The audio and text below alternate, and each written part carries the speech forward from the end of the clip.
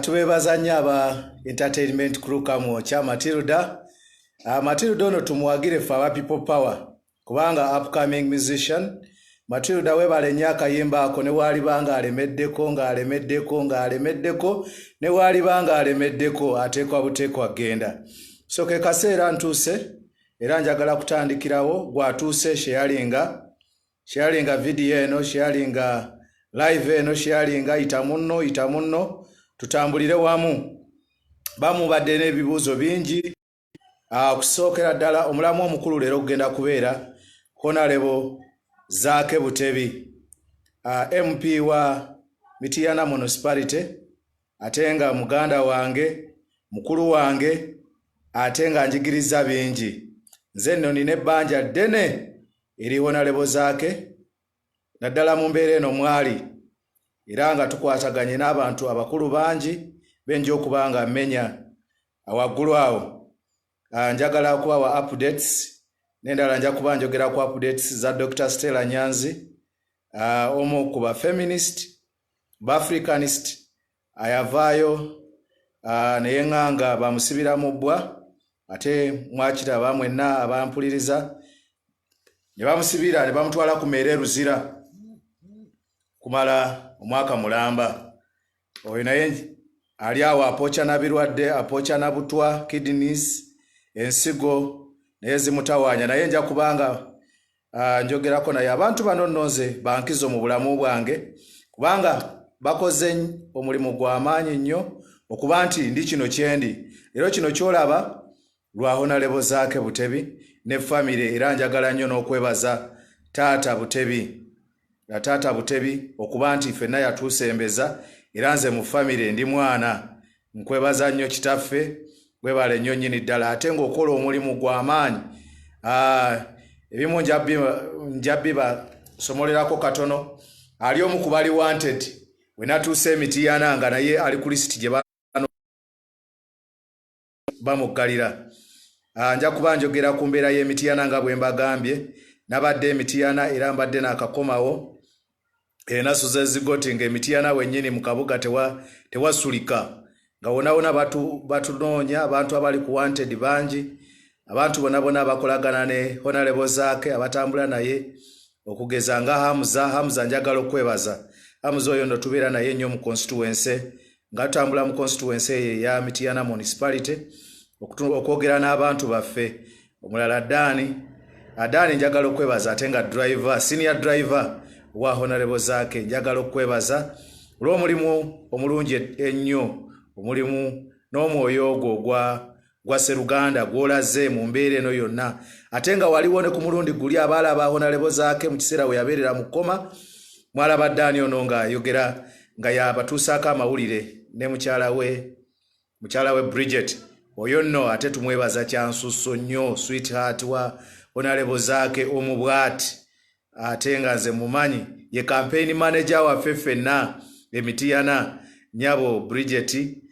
Ndowooza bajja kutuusaako eddoboozi lino nti tukwebaza nnyo emirimu gy'okola, era mukazi wattu akyali ku muggalo, tasobola kutuukirira kulaba kabiite we waali, naye nga information tusobola ogifuna kubanga njagala mukikkirize nti People Power, our power, kitegeeza nti abantu bonna balimu bategeera amaanyi g'abantu era tusobola okufuna information. N'abasajja abalowooza nti security eri ggulu nnyo, era tusobola okubeerako ne kyetukola kyetufuna. So njagala tugende mu maaso, gwali kuno osobola okusharinga. Tulina obuzibu nti ffe aba opposition ebiseera ebisinga ebitukwatako tebisobola kuweebwa nkizo mu mawulire, ate era tujja kuba twogera ku mbeera ya His Excellence Bobi Wine, Ssentamu Kyagulanyi aka Bobi Wine, bwe yavuddeyo nazaayo ensimbi ng'atidde bribe, yagiyise bribe. Ate speaker wa parliament, omukyala alitwala Kadaga, n'avaayo okwagala okumuvunaana, era baagala mutwala mu kooti okujeemesa abalala. Ebintu ebyo tugenda kuba nga tubikuba wano ne wali, mpola tweyongere okugenda mu maaso. Mbaaniriza nnyo bassebo ne bannyabo awe twogerera kati. Njagala nga bwe mujja nga bwe muyita bannammwe, njagala tutandike ku story ya Dr. Stella Nyanzi, muna People Power lukulwe ate nga mukyala aterya ntama ffe betuyita Iron Lady mu lulimi luli olufuutifuuti. Era njagala otwala omukisa guno okwebaza international media and local media okuba nti mwavaayo okuteeka ensonga zino eza Dr. Stella Nyanzi mu mawulire. Era njagala n'okwebaza abannange bonna abalwanyi kubanga bano babadde batulwanirira they are not just mere politicians but they are activists. Kitegeeza nti bafaayo n'omuntu ne wabanga si munakisinde kya people power era bamulwanirira. So njagala okubebaza aba local media ne international media ate sobola kwerabira bannaffe abatubeereramu mu ababeera mu diaspora ababeera ku live abakolanga media ez'enjawulo nti oddira ensonga eno n'ogiteeka ku mukutu gwo gwa Facebook, osobola okutweetinga, osobola okuwhatsappinga. Embeera eno nnungi. I thank you all. I want to appreciate and I'm so grateful in the international media and local media and those personalities that do the media job, just like our Ghetto TV and other online TVs. I want to appreciate you and those of you that the individuals that come around and you do this wonderful job. When you are just volunteering, no one is paying you, but you Facebook, you WhatsApp, you tweet. I want to salute you so much. I salute you. Without you, I don't know where people power would be at this moment. Njagala genderawo straight ku Dr. Stella Nyanzi. Life ye weri. Life ya Dr. Stella Nyanzi eri mu matigga. Abamu abawulira abalaba bamukuba obutwa kyekituufu. Njagala okukikkaatiriza. Naye kyamukisa mubi nnyo nti olwaleero tuli mu lockdown omuntu asobola n'okufa. Ffe abasinga nga ba activists oba nga abalwanirizi b'eddembe tulina ebitongole ebikumi by'eddembe bwe tulowooza nti bwe baba bakuteese mu mikono egyo obeera safe. Okugeza nti Uganda Prison Service kubanga gye yasinga okubeera ebbanga ddene era tulowooza nti bwe yafunira miscarriage n'abeera unconscious n'agenda mu koma, tulowooza nti embeera eyo bwe yamukolebwako. Twagala okukiwakanya n'okukivumirira mu mbeera yonna esoboka. Abadde mu malwaliro mangi okugeza Mengo, bamutwala e Mengo nga kiwala ttaka. N'agenda n'ava e Mengo ng'era obulwadde baategeerako kidneys. Ekisinga okusumbuwa kidneys buba butwa ne ripooti n'efuluma. Ne twagala okwakisesinga Bombo Barracks kubanga yerina ebyuma ebikebera obutwa. Naye nga bw'obimanyi nti nga embeera ne intelligence ngeri gulugulu nnyo. Oyo naye ne tutasobola bambi kusobola kumuyamba mu mbeera eyo. Era mukyala watwali anyigirizibwa. Mengo we yalemererwa ate n'agenda ku Kampala Hospital. Kampala Hospital eno yebadde ejjanjabibwa Governor of Bank of Uganda Mutebire. Kubanga bo nabo tebakyasobola kufuluma kati tutuuse ku mbeera nti basobola okujjanjaba nabo kubanga nabo kati tebalina bwe bakola ki we balaga. So Mutebire gye yali ne twalayo Dr. Stella Nyanzi. Nali omu ku basaala abaaliwo omulimu gwange ogwali gusinga obukulu ate obutamwongeramu ddagala kubanga ffe ab'opposition tewaliwo gwe twesiga yenna. Kwegamba nti n'owoba olwadde lwakirikubirako mukwano gwo, lwakirikubirako activist munno, muna people power munno, abeerewo nti omusawo osobola okumubuuza ddagala kirino lyokuba omulwadde wange. Bwe buzibu nno bwenjagala okubuulira obuli ku honorable Zaake. Nti kati ajjanjabibwa ali mu mikono gy'abamusibiramu bwe, ali mu mikono gy'abamagye, ali mu mikono gya SFC, eggye likuma president. Ensonga eno ya honorable Zaake njagala okubakakasa nti teriimu na bya mmere, teriimu na bya COVID-19, tebirimu pandemic, teriimu the pandemic disease COVID-19 ereetebwa coronavirus, tebiriimu. Bino ebintu biri wakati wa people power ne President Museveni Senzige olw'okubanga yakola statement n'amuyita Ssaababizzi. So ebyo byonna tujja kuba tubyogerako, naye njagala okubuulira lwaki kyamukisa nnyo era kyamakulu nnyo era kyankizo nnyo bwe tufuna munnaffe alwadde okumubeerako olwaleero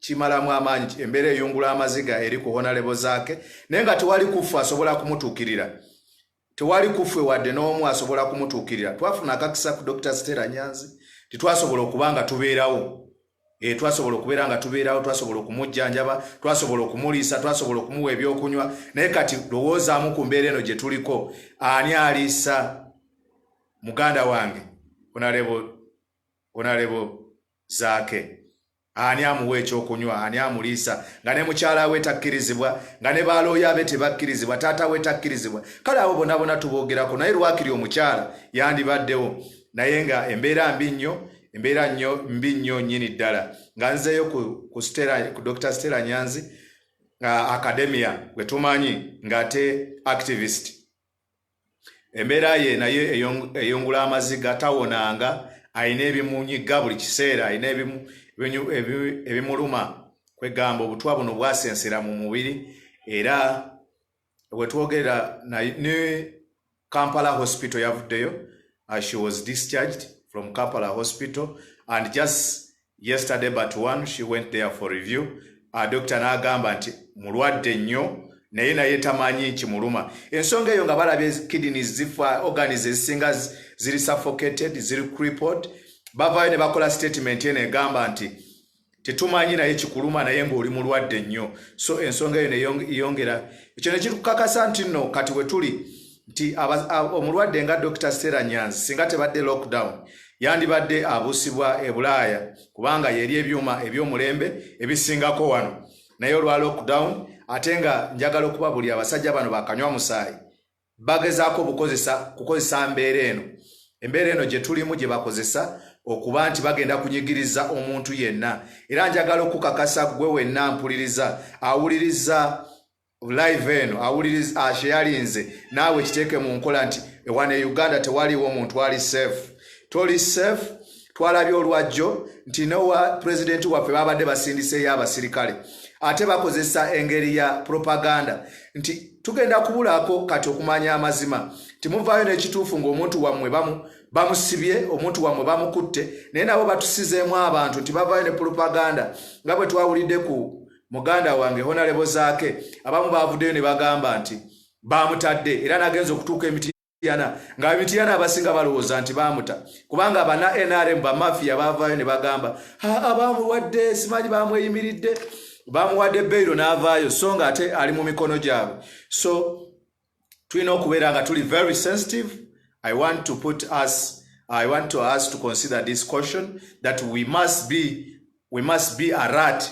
Tulina okubeera alert nnyo tulina okubeera nga buli kyonna kyonna ekigenda mu maaso so kyenva nsaba nti mu mbeera yonna abantu bonna abasobola okuyamba abantu bano aba famire zino ez'enjawulo baveeyo naye n'okusingira ddala nga ngendera ddala ku nwamu ogwatuleese ogwa honalebo zaake Francis njagala okubasaba nti mwe mwenna olutalo luno kati luzibu nnyo okululwanyisa ffe ba foot soldiers kubanga abamu tukigezezzaako engeri eno gye tulimu ngeri nzibu nnyo naye njagala okusaba mmwe abali ku Facebook abali ku Twitter abali ku WhatsApp abalina emikwano gyammwe mu gavumenti endala mu Africa okugeza South Africa okugeza Turkey okugeza UK abali e Boston America njagala n'okutumirako omuganda wange Kabuye Boston mwena njagala abantu mwena abasobola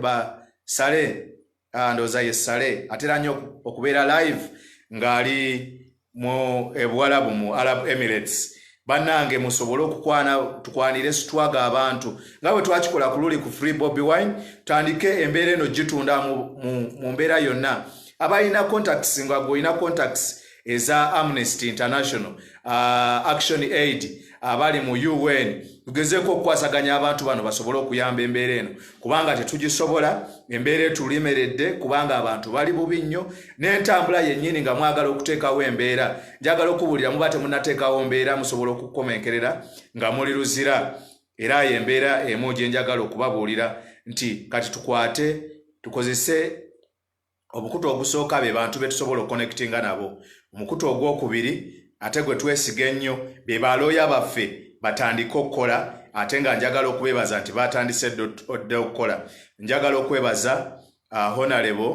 Honorable Medard Sseggona akali amaggwa omwami wa Ssaabasajja Kabaka. Njagala okwebaza mu ngeri emu ey'ensusse ennyo.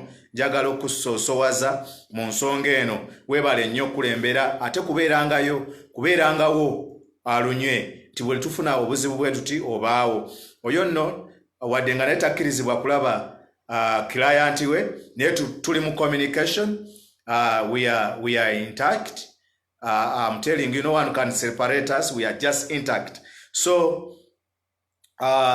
agezaako tuwa feedback na buli kimu kyonna ekibeerawo. Nkwebaza nti olunaku olwasooka nga bamututte mu ddwaliro twali tulowooza nti okumujja mu mikono mu ofisi za Wembule mu SFC fena twali tumanyi nti bayinza okuba nga bamutwala mu kkooti yonna endala. Era twakola bwezizingiriro okuba nti Mityana olwedde tiimu eriseeti y'aba lawyers era tukwebaza nti buli kibeerawo kyonna oyongera okutumanyisa n'otuwa updates mangu nnyo. So twagala okwebaza Honorable Medard Sseggona akali amaggwa omwami wa Ssaabasajja Kabaka ne Honorable Asumaani Basaalirwa ba Honorable Mwiru. Twagala nnyo okubeebaza.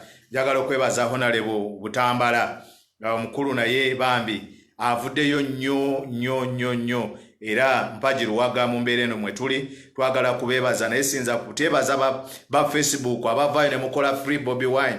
Ekyo ekintu no kiteeka akazito ku government. Banaye tweyongere yensonga yembeera yokka olwaleero gye nzikirizamu nti ffe abamu kye tusobola okugatta ku Honorable Zaake. Njagala okubabuulira kati nga nze nina ebbanja ddene eri Honorable Zaake era mu ngeri yonna esoboka nandibadde nina kye nsobola okukola kati ssaawa eno naye ngezezzaako era tulwana bwezizingirire. Kyenva nvuddeyo naawe okutegeeza nga nkuwa updates olwaleero eziriwo. Kantandikire ku Honorable Zaake. Wetwogerera olunaku lwaleero agenda kusulayo ekiro ekyokusatu enaggulu. Eddwaliro lino baateesewo barracks namba nga kuliko abapoliisi, kuliko ab'amagye, kuliko SFC eggye erikuuma president. Naye ekisinga okwewuunyisa nti olwaleero we twogerera embeera ya Honorable Zaake eyungula amaziga. Wano wenzijidde ku mpewo nga nakafuna obubaka obusembayo katikati obwokyasembyeyo nti we twogerera kati Honorable Zaake aliko oxygen. Nga tuvudde ku birala byonna ebya propaganda genkubuulira ge mazima aliko oxygen. Ate enkola gye baamukubamu yonna nga bw'olaba baamukuba ne badda buli wonna we yali alina ekiwundu wonna buli we yali afunye ekiwundu baddamu ne bakubawo. Njagala okujjukiza gwe muganda wange ampuliriza nga bw'onaalaba nti omusajja bw'abanga akuba boxing n'ofuna akatambike n'omanya nti luno olubirizi lwe baakuba luno bwe ruti. Kati gwe mugenda mu boxing n'oddamu okuba mu lubirizaawo wennyini kye baakola Honorable Zaake. Ti buli byonna ebyamutuukako omulundi guli we baabakwata ku saga ya Arua byonna bino baabiddamu omusajja ne bamukuba buli organizes zonna ezalina obuzibu. Kati kyova olaba nti afunye n'embeera nti tasobola kwewanirira yekka mu kussa. Wenjogerera ali ku oxygen.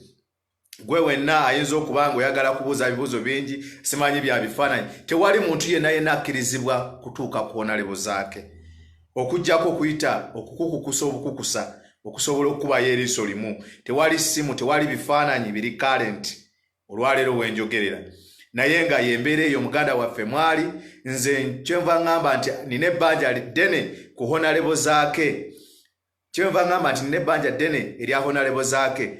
Kifaananyi kino kye mulaba waggulu wano kyekyo kye naliko Makerere nga twekalakasa ne bannange bakatongole Bakaterega Julius ba Judith Nalukwago ne bannange ba Obed naye okusingira ddala ne bannange abasinga abo abawala nga Superior Mole ba Ashana bana baavaayo ne bateekawo embeera ate nga Honorable Zaake mwana ava mu family y'abagagga bafugge naye ate yavaayo nnyo kubanga yategeera embeera yaffe nti omwana w'omuntu w'owansi omwavu wakufa omwavu tagenda kusoma n'abeera naffe ekisinga obukulu yavaayo ffe n'atukwatako nga naddala nga nze ne muganda wange gwe bayita Young Thug the Mad Dog naye journalist yakagobwa Makerere emirundi ebiri Young Thug ono bamuyita Franka Bwambale musajja ava Kasese ate nga mulwanyi Namige yavaayo ffe n'atukwatako era yalwana bwezizingiriro okulaba nti nalinso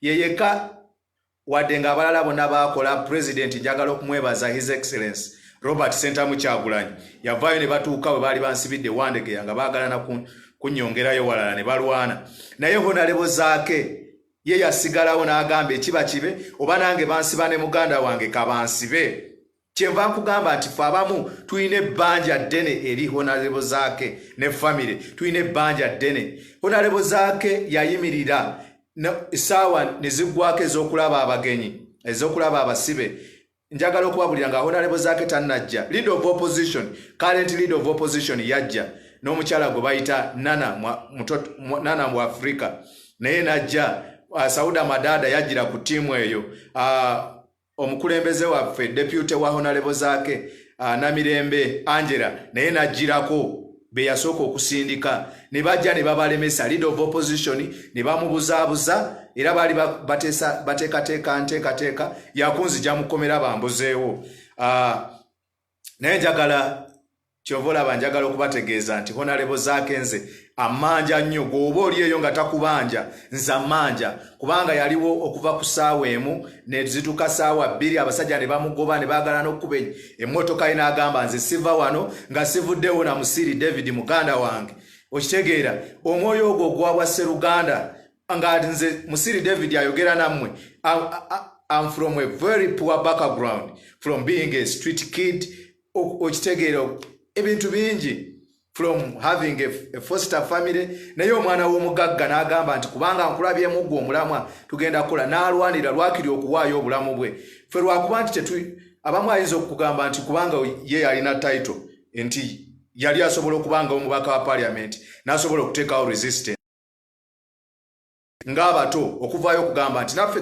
katwesimbewo mu bifo bino kubanga nze nalaba nti honalebo zaake mu myaka gy'ayina abamu tumusinga n'obukulu naye olw'okubanga ayina taite ye y'amaanyi ng'ate akola ekiri ku mulamwa kyovola abantu olwaleero n'ensonga si ya kugaba mmere si ya COVID-19 naye n'ensonga eri wakati wa honalebo zaake njagala gwe okukubuulira kubanga nze mumanyi nnyo ntambula naye muganda wange yafuuka wa Luganda eno ensonga nene nnyo n'okusinga gwe bw'okirowooza ensonga nene nnyo n'okusinga gwe bw'okirowooza musajja ali mu kunyigirizibwa kati obuuna atuuse na ku mbeera ng'aliko oxygen naye njagala okubuulira nti honalebo zaake lyali essuubi lyange ery'okuziika kitange I had hoped that these people would allow me to go and attend the vigil of my father Mwami James Wogi may his soul rest in the eternal peace naye honalebo zaake yaliwo nga bwe mbagambye okuva ku ssaawa emu ssaawa bbiri ssaawa ssatu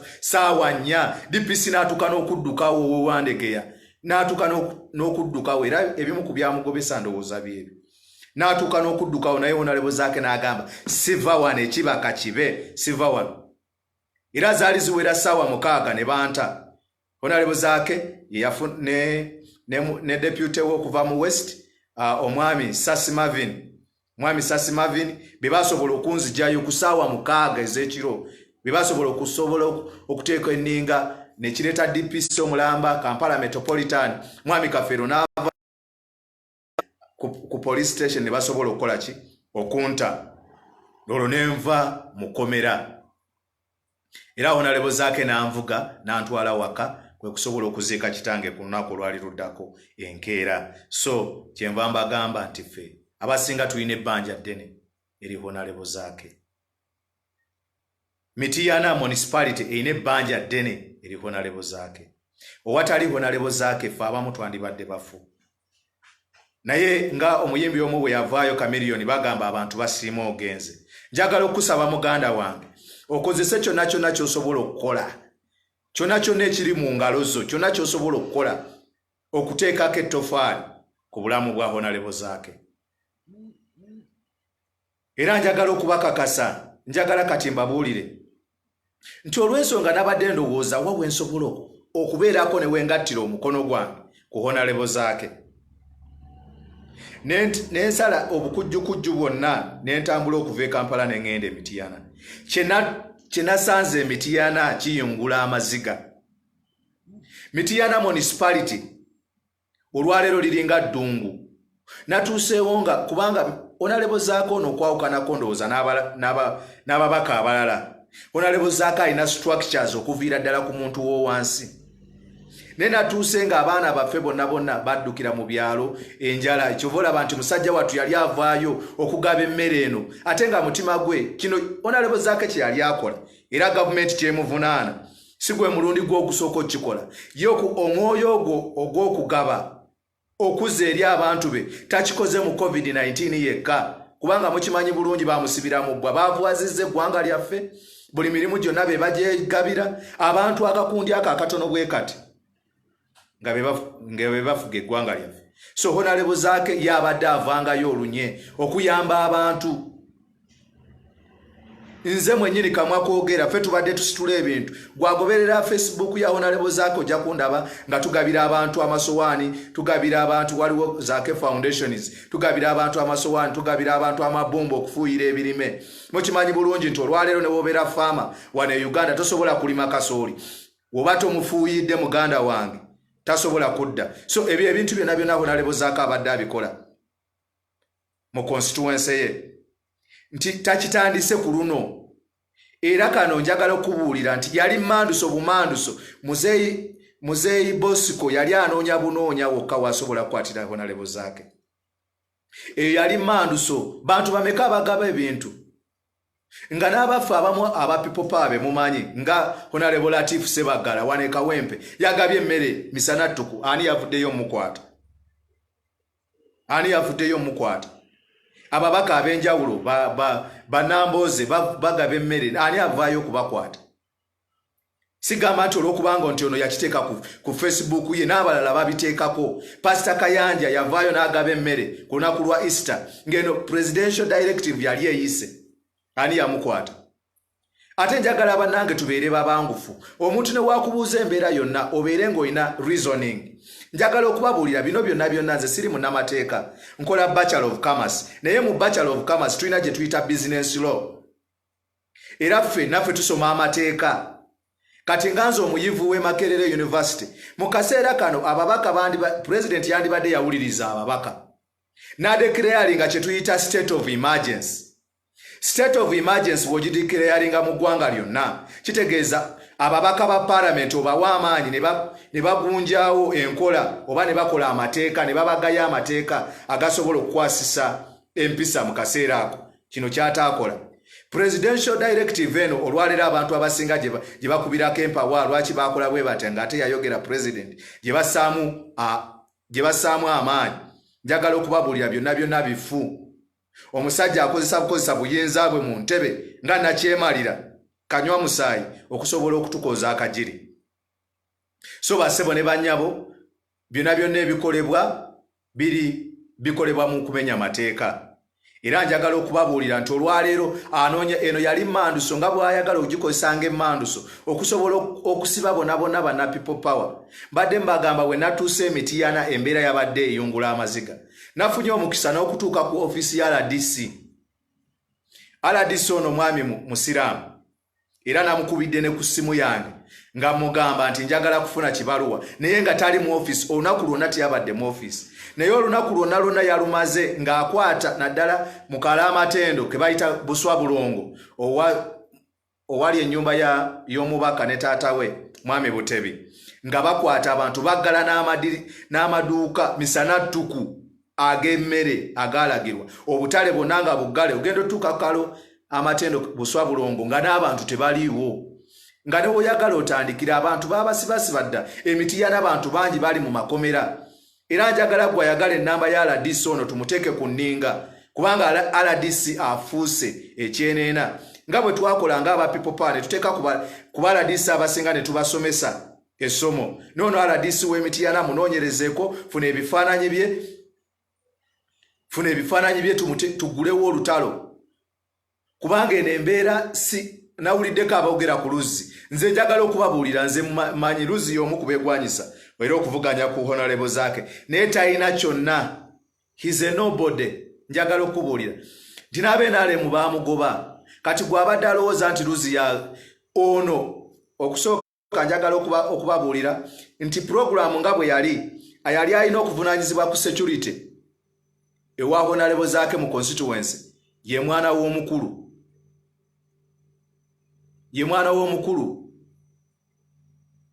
Muhoozi Kayinarugaba gwe bakwasa Mityana ne Mubende kati eno ensonga obano baluzzi bonna temuli eno ensonga mwami Museveni mwennyini yayagala okurashinga people power ate nga yagala okugitemako gana amatabi ag'amaanyi Honorable Zaake okubanga yakulembera people power youth wing kitegeeza ate nga mukimanyi nti 78% actually approximately to 80% of Ugandans of the total population of Ugandans are youth. So kati awo we wali amaanyi ate okuba nti alina ogwo omutima ogwa no turning back. So njagala okubabuulira RDC tuveeyo kubanga ffe twamukubidde ne ku masimu nga ssebo agamba nti olwaleero nze sigenda kubeera mu ofiisi ndi yabadde ali mu bikwekweto bya kukwata bantu Emityana ku Kaalamatendo bwenjogerera wano olwaleero ku Kaalamatendo Buswa Bulongo nga bakuba abantu emiggo RDC ono w'amaanyi nnyo bamuwadde amaanyi mangi atambula n'emmotoka 5 emotoka esooka ng'ejjudde ab'amagye emotoka ey'okubiri ng'ejjudde abapoliisi emotoka ey'okusatu eriko aba-LDU emotoka eriko abalala bano baakola nabo atambulira mu konvoyi ya motoka 5 ng'oteeseko neyiye emotoka 6 kwegamba ate patro abasajja bayitamu ku bigere kwegamba natuuseeyo nze ekyabadde kisinze okuntwala Emityana nga ndowooza tusobola okuteekawo embeera nenjagala okubuulira mwennyini neenenyeza nga buli gw'okubira abaana bayala abaana tebalina mmere abantu abasobola okulwana baava mu kibuga Mityana bagenda wala mu kyalo bali abamu baddayo e Masaka abalala bali mu Bende eyo mu byalo kwegamba nga y'embeera gye tuyimiriddeko. So kyenjagala okukakasa nti obulamu bwa Honorable Zaake olwaleero buli ku mutwe gwe nange abasobola okwakisesinga abantu abalala abalina emikwano mu nsi nga America abalina emikwano mu diaspora abalina emikwano mu Arab Emirates ffe tusobola okuyamba Honorable Zaake tusobola okuvaayo nti EU eveeyo eteeka akazito ku gavumenti asobola okumuta nga njagala ogenda ku nsonga y'aba lawyers kya mukisa mubi ate mukisa mulungi ti baloya baffe balina status abasinga baloya b'amaanyi okugeza Honorable Medard Sseggona akali amaggwa omwami wa Ssaabasajja Kabaka balina amaanyi era abantu tebabayisaamu maaso naye njagala okubabuulira nti ate n'olumu era njagala okubasaba baloya baffe ti olumu baloya baffe babeera nga ba politicians ebiseera ebisinga bagaziya ebbanga okusobola okufuna ki ensonga eno okufuna eggumba naye njagala tuveeyo era nga bwe balwanira bukubirire okusobola okutaasa nga bwe mwataasa pulezidenti waffe omulungi Robert Ssentamu Kyagulanyi okumutaasa okuva mu nkomyo mumanya nalabye nga pulezidenti bwe bamulemesezza okulaba munne yayogedde ebigambo ebitiisa wogenda ku peji yo gya bisoma nti yajjukidde is already traumatized olwaleero wenjogerera Ssentamu Robert Kyagulanyi President ow'ekumi addako Eke Bobi Wine wenjogerera wano olwaleero is traumatized ku bye yalabye kubanga embeera eno gye baamuyisizaamu yamuleetedde okuddamu n'alowooza ku byamutuukako Arua okuddamu n'alowooza ku byamutuukako wano ewaffe Makindye nga bamukutte embeera yamuleetedde kyenkugamba nti abantu bangi bali traumatized abantu ba family bali traumatized n'okwata omuntu naye obukambwe omuntu y'omukutte kubanga ye story gye nafunye eno direct story from the people that are around the home of Honorable Zaake nti abantu nga bamaze omukwata ate katimu akala ne kaddayo ngako kazeeyo kumenya bumenya nzigi ngako kazeeyo kukakasa nti enzigi zimenyeddwa ne bu boys quarters nazenzi kati omenye otya boys quarter ngate omuntu omukutte So embeera gye tulimu mbeera nzibu nnyo, gwe wenna alina ky'asobola okukola kikole. Era ensonga ya RDC eyo tugiteekemu nnyo, tuveeyo. RDC yeetaaga, nze nabagamba dda nti omuntu w'ebbango w'otawamukira wa bbango tosobola kusula naye. So mwena ababadde bagamba nti Mityana teteeseewo mbeera, banaye Mityana ekoze, baloya baffe bakoze, naye tubasaba nti akaseera kano ate be balina essuubi mwe tulina essuubi mu baloya. Njagala okubabuulira nti muganda wange, waliwo muganda wange gwe baasiba, Kakwenza, mwena abamuwulira, is a current student at Cavendish University doing law. Era Law Society namwe njagala okubebaza, baavuddeyo bambi ne balwanirira munnaabwe, ne bansaba ennamba z'abamawulire ne tuconnectinga ne tukola nga ba-activist, kubanga avuddeyo ng'alwana. Naye balooya kye baakoze, era njagala okwebaza kanso wange ng'ate ye looya wange Aaron Kiza, bo baavaayo mangu nga muntu waabwe avundira mu kkomera, baamukuba ebigere nga tatambula, baavaayo ne bafayiringa court order. Court order eno njagala okubabuulira, court order tuyamba mu bintu biringa bisatu. Kuliko worst scenario ate tulina ne best scenario. Best scenario nti eri nti court order eno court weeragira nti omuntu waffe bamutwale mu court, bye bino bye tufunamu wammanga. Kubanga babateekako akazito, ab'SFC ne batwala omuntu mu kooti. Bwe bamutwalayo ng'akyali mulwadde nga bw'ali kati ng'alinako oxygen. Bino bye tufuna best scenario, bagamba nti engeri gye mwamutokyalinga, engeri gye mwamukuba ennyo bwe muti ateebwe. Kooti erina mandate agejjereza onalebo zaake okumuta, singa ba onalebo baffe balooya basobola okukola ki n'okufayiringa ini court order. Ekyokubiri, bo kyobola abantu bagezaako okumutangira abantu bonna okumulaba n'ebifaananyi bino okuvaayo kubuzaabuza bujulizi, kubanga obwo obujulizi lawyer ne ba court clerk ne ba judges bwe bakozesa okwejjereza omuntu waffe nga honorable zaake. So bamukuuma bagezaako okumutwitinga, bamukuba zi pain killers asobole okubanga adda engulumangu. Okitegeera? Kati scenario ey'okubiri nti bwe bamukuumireyo gye bamukuumidde nga tetuteeseewo pressure, tetusobodde contactinga abantu basobola kuteekawo pressure. Omuntu waffe ono gwe tulaba kati olwaleero ali mu mbeera eyo enzibu ennyo, baba basobola bamutwala mu kooti ng'alinga awonyeewonyeemu olw'ensonga nti omulamuzi ono aba tabitegeera nnyo, tamanyi kyaliwo, ne woowoza ebintu nga tebiriiko bujulizi bulabikako. Kyobola nti twetaaga okuteekawo pressure kati bamutwale kati lwakiri mu kooti. Omulamuzi wabanga mulamuzi akyali soba, kubanga tubamanyi balamuzi bangi bafu, nga bwe mumanyi nti structures zisinga zonna zaafa, asobola okubeera nga alinga atalaba. Omanyi abamu balinga they are just like dummies in their courts. Alina orders kwakolera. Olwaleero kati mbadde mbagamba ekyokubiri nti basobola okumweyimirira nga tumututte mu kooti. Honorable zaake ne tufuna, kubanga ebyo byonna byakoleddwako era kye batya. Ebyo byonna byakolebbwako Mityana, byonna byakolebbwako, era twagala okwebaza Lawyer Kamya.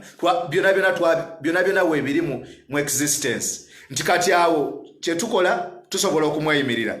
Eyo ye scenario eri medium. The worst scenario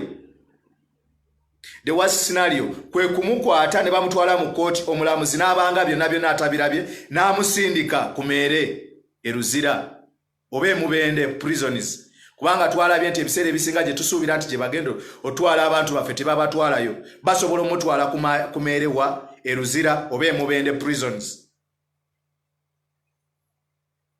Naye kino njiyita worst scenario, naye era tuba tufunamu nti aba avudde mu matigga, lwakiri at least nga bwe nabagambye nti ffe abamu abasinga tukyalina trust mu Uganda Prison Services. Nti at least yaddeko ng'omubi omweru nti omuntu wabeera mu mikono gya Prison Service, at least omuntu wabeera mu mikono gya Uganda Prison Service, at least mubeera muli sure nti wekuba kumukyalira nga si bino ebya lockdown ebya COVID-19 osobola okumukyalira. Okitegeera? Oba at least otubera sure tuba tumanyi nti at least ali mu mikono gyaki gy'abasajja bana abasajja batendeke era ebiseera ebisinga SFC tesobola genda aluzira nejjayo muntu kivola batukirabye nti SFC esobola kuwamba muntu ku court nga awo in the transit wow ava mu court emugambye nti bamwejereza oba bamweyimiridde awo abana abakanywa musayi ne bajja ne bavaayo abapoliisi aba city ne bavaayo ne bamukola ki ne bamukaba ne bamutwala awo bwe twagezaako okulwanyisa ku Dr. Stella Nyanzi ndoza mwakiraba kuteekawo mbeera era embeera weebeerawo ffe wetuli wadde embeera ya COVID-19 so yeyo worst scenario nti lwakiri mumanya nti munnamu ali mu Uganda Prison Service so mwenna era nga njagala okumaliriza mwenna ababadde balaba nti abamu ba foot soldiers tebavuddeyo embeera ya COVID-19 ate ekirala katego kubanga embeera ya COVID-19 eno yaddala era mwenna abalina okubuusabuusa kati olwaleero tolina ngeri gy'osobola you can't argue your point however articulate you can be you can't argue nti tewali coronavirus ng'olwaleero mu nsi ey'amaanyi superpower nga America abantu batondoka bafa era yerimu abantu abakyasinze okukola ki okufa ensi France ensi Italy twalaba ekyaliyo so olwaleero tewali muna Uganda yenna asobola gamba era olwaleero tuvaayo ffe nga banna people pane tugamba nti tewali coronavirus byonna bye twakola byonna president waffe byabadde akola Robert Sentamu Kyagulanyi n'abalala byonna tuba tubiziise bwe tuti abantu batandika otulabanga baliba opposition abalwana obulwanyi nti oli ne wabanga akoze ekituufu tetusiima era eyo embeera njagala tugijjewo gwe wenna abuusabuusa omumwa gwo gusibeeko zipu ku kya coronavirus era njagala okubabulira nti kano nako katego kubanga bwe tuvaayo nga tusobodde okuvaayo ne tugamba nti ye bameka kuba nagezezaako kunga abantu nga kizibu naye tuba tusobodde okufuna namba nga y'abantu 2-3 ne tuvaayo bano abasajja basobola okutukontaininga kubanga amaanyi bagayina basobola okutukontaininga ate basobola okutusiba paka kubanga embeera ya COVID-19 eno we twawulidde amawulire nti kati ate bafunyeyo n'abantu abalala 11 ba drivers abayita mu nsalo kitegeeza nti olwaleero olwedde kiri mu bwongo bwabwe nti eno lockdown tegenda koma kati basobola n'okutwongerayo ennaku endala nga 14 the week says 2 byonna bye tubadde tukoze nga people power okulaga nti president abadde alwana biki byonna ebimu tuba tubisse naye njagala tukozese avenues ezo tuziteekeko nnyo essira ffe bangi tuvuddeyo ne batukwata ne bakusiba kati olwaleero we bankwata ne banyongerayo nga omuya Jaja Bosco ajja kuba ngagamba these are hooligans these are hooligans abana abamu ba mafias olumu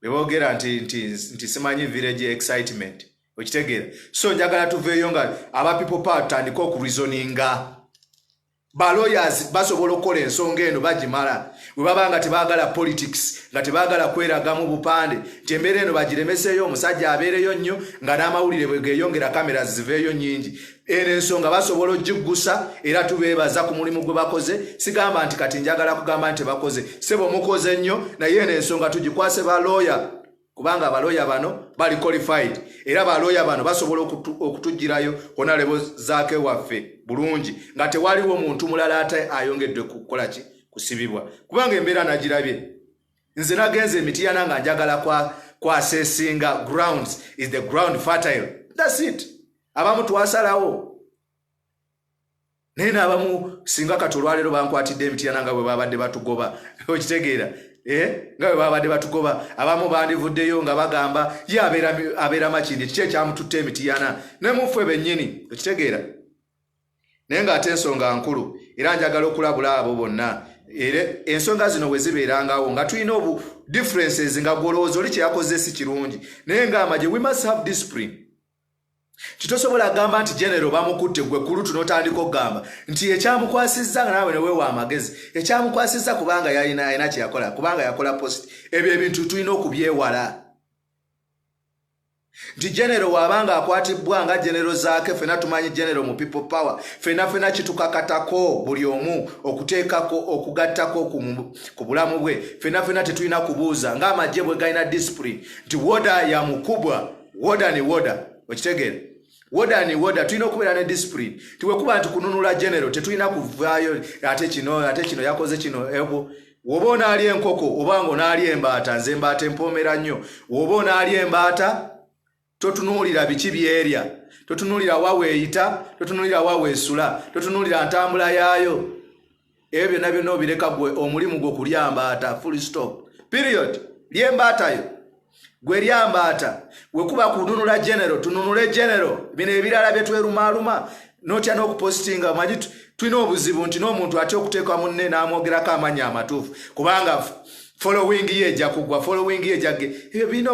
that's nonsense ebyo birina okuvaawo akaseera kakulwana ffe tuli abatono ffe ate twekuba enkokola ebyo byonna tulina okubijjawo general tumulwanirire abantu ne bwe baba bakutte katugeze bannaffe abatono abo abakyali eyo ewala nga tanamanyikiddwa we tumanya okugeza ngono omuwala Matilda olunaku oluyimba lwe natandise nalwo njagala okubebaza we yavaayo ne bamukwata twamulwanira yensonga lwaki akyasobola okuba ennyimba zino so ffe twebereremu ng'ekigambo bwe kiri era njagala okumaliriza nga njogera ku nsonga ya His Excellency Robert Sentamu Kyagulanyi kye yakoze nze ndi omu ku baali basooka okiwakanya naye okusinziira bwe yakinnyonnyodde nange nannyonnyose yakinnyonnyodde bulungi this is bribe business sente basajja babba bubbi sente nyingi bintu bingi tetusobola na kubyogerako ku live emu ne tubimalayo naye naawe otandika okubanga obalibwamu abo nze nali omu kwe baali balowooza nti esente aleme kuzizzaayo azikwate oba aziteeka ku akawunti z'abantu tulina tiimu nyingi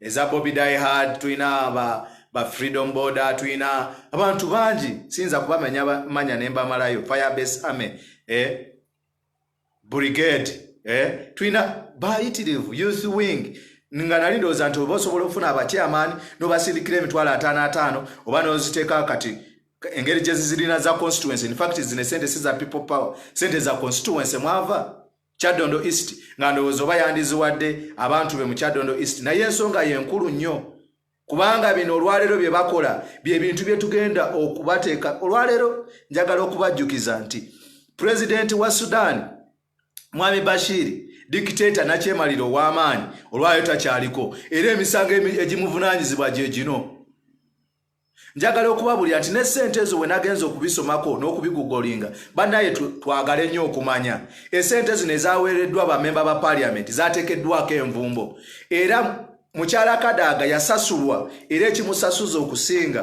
kwe kusobola okubanga atunda parliament eno agifuula ekitagasa nga bwe bagamba nti eringa just talk show eringa just talk show eringa just comedy store bagenda just kwejerega kwogeramu bwogezi so ogwegwe omulimu ogwakwasibwa Kadaga banji njagala okubajjukiza obadde to following bintu bya parliament ku TV ez'enjawulo bavaayo ne bagamba ne basengeka emirimu gy'omubaka wa parliament gy'alina okukola naye tebafaayo mu situation gye bakireeteramu tebamanyi na nsi ki era bo bakitwala butwazi automatically naye ensi Uganda omubaka wa parliament wogamba nti taddukirira abantu be omubaka wa parliament n'ogamba nti tasobola kutoolera ku school fees nze ndi omu ku honorable zaake be yawaako tuition e Makerere naye ogyo si mirimu gya mubaka wa parliament okulima enguudo azirimi agaba ebintu sepiki mugambe masowaani mabumba biki endongo ezikuba ku mikolo abagenda okuwasa egyo gyonna si mirimu gya mubaka wa parliament naye ebyo ebintu obukodyo oboneezo adverts zemulaba ku TV omukyala Kadaga alitwala Kadaga zaakozesa za nsi ziri ogenda okutunulira nsi gy'oyogerako nga Kenya gy'okompeyalinga nayo ogenda kwogeraku akompeyalinga ne ku nsi endala eziri mu diaspora okugeza nga China okugeza nga Japan okugeza nga Italy okugeza nga America ng'abantu baayo mu nsi ezo talina kyetaagisa mubaka wa parliament eddagala lya bwereere ate gye riri mu ddwaliro amasomero abaana basomera bwereere tebabagoba school fees kati enguudo gavumenti ezikola ki ezirima kati omubaka wa parliament ow'ensi eyo gwakompeyalinga naye si ye mubaka wa parliament ono Musiri David ayagala okukiikirira Makindye West wanjawulo si oyo omubaka wa parliament Musiri David yagala okukiikirira amaki oba Kampala Central oba katugeze constituency yonna endala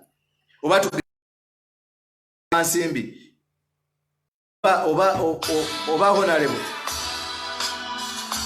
So embeera eno mbeera ya njawulo era njagala okubabuulira abakadde bange nti embeera eno mbeera nzibu nnyo twebeereremu nti basajja bano batukompeyalinga n'ensi zinaggwa dda nga buli kimu kyonna kyonna omubaka wa parliament kyeyandikoze nga kyakolebwa dda era nga gavumenti ekikola si bwe guli wano e Uganda mwena mukkiriziganya nange ng'akake kaali akasente ka ku mukeeka eyo si yensi mwe tuli Uganda. So nze nzikiriziganya ne president wange Robert Sentamu Kyagulanyi sebo weebale nnyo sente okuzizzaayo ate nga twawulidde speaker Right Honorable Speaker alitwala Kadaga agenda kuggulako omusango byonna kababikole naye ekibaka kibe ng'omwana bwe yayimbye Matilda nti this is the time ne wolibanga okakuttemu ne wolibanga mutututte mu makomera ne munaabanga mutusibye ne munaabanga mututemye wakiri I know you can kill some of us but you can never kill all of us. Njagala okubakakasa and likewise you can kill this body that you see but you can't kill our spirits. Ate njagala okubakakasa nti this effect of Kyagulanyi effect is all over. Yagenda da viral ulwabeeridde n'ensi yonna. Kati kiki kye mwogerako temukyasobola tuzza mabega nze ne Wonzita Musiri David omubwati ba students bangi abali emabega wange lwakubanga tebasobola kufuna access eno gye nnina ngaba Franka Bambale ngaba Julius Katerega ngaba Obedju ngaba Roy Rugumayo abangi sisobola na kubamenya ngabangi ate olumu bansingano n'okuba omugumu lwakuba nti nze bangi abasobola okukola bino byensobola okukola olunaku lwaleero so temututiisatiisa tuli bangi era njagala okukomekerera nga nkwebaza kyonna kyonna ekijjaka kijje we tuli lwedde tujja kuyimirira naawe. We shall stand with you, His Excellency Robert Sentamu Kyagulanyi aka Bobby Wine. We shall stand with you all the way. If it is a war, if it is a barrel or bullet, just like Malcolm X said, whether it is a ballot or bullet, we shall stand with you. Therefore, I want to end this live by quoting some of the words of the wise man that ever lived, King Martin Luther Jr. He said, at the end of the day, we shall not blame our enemies, but the silence of our friends. And literally, he said again, that our lives start to end the day we become silent on things that matter. Therefore, it is incumbent on all of us not only blame military, not to only blame SFC, but we should play our role. Our role that we can play. Go out there, share this live. Go out there, tweet, WhatsApp, Facebook. We shall see the results. For God and my country, for God and my country. People power, our power. Juma Karim, assalamu alaikum wa rahmatullahi ta'ala barakatuh. Njagala okubagaliza omwezi gwa Ramadan ogw'essanyu ogw'emirembe. Please stay safe, stay at home, stay safe. Wash your hands, clean and avoid touching your face. Thank you so much. May God bless you. People power, our power.